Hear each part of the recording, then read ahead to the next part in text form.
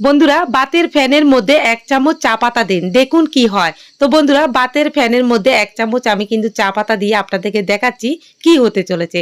এখানে আমি কিছু বাতের ফ্যান নিয়েছি, একটু গরম করে নিয়েছি। এবার নিয়েছি 2 চামচ থেকে একটু কম চা পাতা।